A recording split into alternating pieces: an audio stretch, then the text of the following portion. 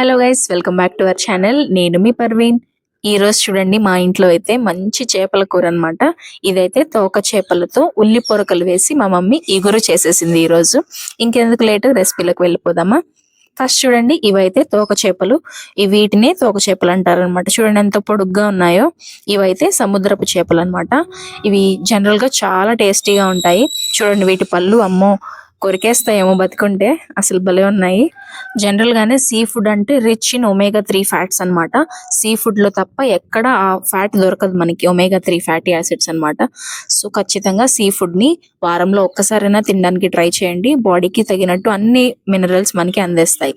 అయితే చూడండి వీటిని చక్కగా, వీటిని క్లీన్ చేసుకోవడం కూడా చాలా సింపుల్ అన్నమాట. మేము ఇంట్లోనే చేసేస్తాము. ఇవైతే చూడండి ఉల్లికాడలు, ఉల్లి పొరకలు, మీరు ఏమన్నా పిలవచ్చు. ఇవి కూడా ఫ్రెష్ గా ఉన్నాయి. ఒక ఫుల్ కట్ట తీసేసుకుంటున్నాము. సో వీటిని చక్కగా ఈ ఉల్లిపాయలని సపరేట్ చేసేసుకొని కాడల వరకు చక్కగా ఇలా సన్నగా తరిగేసుకొని, నెక్స్ట్ ఆ ఉల్లిపాయలు ఉన్నాయి కదా, ఇంకా మేము సపరేట్ గా ఉల్లిపాయలు ఏం వేయట్లేదు, వీటిని ఉల్లిపాయలాగా వాడేస్తున్నాం అనమాట. అయితే చూడండి దీనిలోకి మసాలా చేస్తుంది మా మమ్మీ. కొన్ని ధనియాలు, ఒక 4-5 లవంగాలు, చెక్క అండ్ పచ్చి కొబ్బరి మాత్రమే వేయాలి. బాగా టేస్ట్ ఉంటుంది పచ్చి కొబ్బరి వేస్తే. అండ్ వీటన్నిటిని కలిపి పేస్ట్ చేసేసుకోవాలి. చెప్పాను కదా ఉల్లిపాయలు లేవు, ఉల్లిపాయల ప్లేస్ లో మేము ఇవే వాడేస్తున్నాము, బేబీ ఆనియన్స్ అన్నమాట. అయితే తోక చేపలు చూడండి చక్కగా కడిగేసుకొని మనం కట్ చేసుకొని పెట్టేసుకున్నాము. ఇంకా వీటిని బాండీలోకి తీసేసుకుంటున్నాము మొత్తము. సో చూడండి వీటిని చక్కగా కడిగేసుకొని మనం బాండీలో వేసేసుకుంటున్నాము. ఇగురు కాబట్టి చాలా టేస్టీగా ఉంటుంది.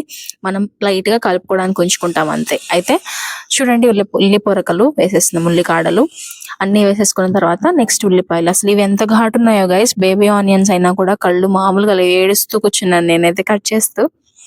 అయితే చూడండి టేస్ట్ కి తగినట్టు ఒక 2 టేబుల్ స్పూన్ల దాకా కారం వేస్తున్నాము. కారం మేము కొద్దిగా ఎక్కువే తింటాము, అందుకే ఈ మాత్రం వేసుకుంటున్నాము.